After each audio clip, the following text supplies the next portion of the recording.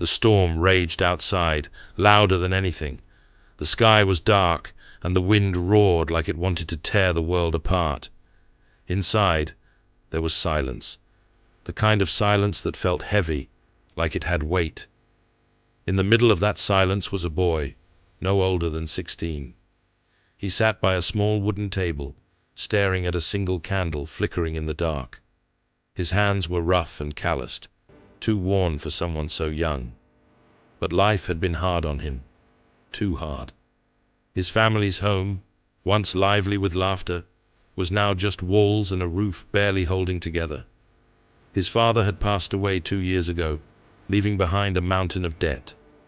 His mother worked day and night, her face growing more tired with each passing day. And his little sister, just 8 years old, looked up to him, trusting him to make everything okay. But how could he? He was just a boy. One day, the landlord came. His voice was cold, his words colder. "If you can't pay by the end of the month, you're out." The boy watched his mother's face fall. He knew what she was thinking. They had nothing left to sell, no savings, no way out. That night, as the boy sat at the table, he made a promise to himself. He wouldn't let his family lose their home. He couldn't. He didn't know how, but he would find a way. The next morning, he woke up before the sun. He walked to the market, hoping to find some work. Any work. But every stall he approached shook their heads.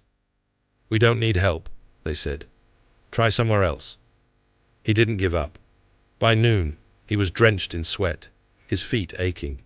But finally, someone gave him a chance. A fruit vendor. "You can help me carry these crates," the man said. The boy nodded, his heart pounding with relief. It wasn't much, but it was something. For the next 2 weeks, he worked harder than he ever thought possible. He carried heavy loads, ran errands, and did whatever was asked of him. His hands bled, his back ached, but he kept going. Every coin he earned, he brought home to his mother. She tried to refuse it at first, tears in her eyes, but he insisted.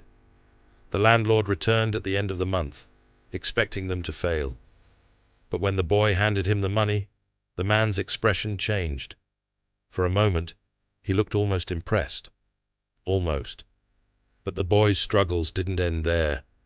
He knew he couldn't keep doing small jobs forever. He needed something more stable, something that would truly help his family escape their situation. He started teaching himself.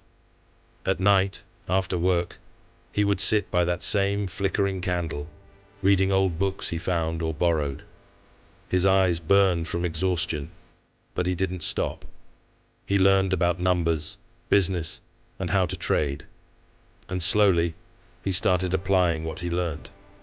By the time he turned 18, he had saved enough to start a small stall of his own. It wasn't much, just a few items, but it was his own effort, his own work. And it grew. Slowly, steadily, it grew. Years later, the boy, now a man, stood in front of a large building. His building. He had turned that small stall into a business, and that business had flourished. But he never forgot where he came from.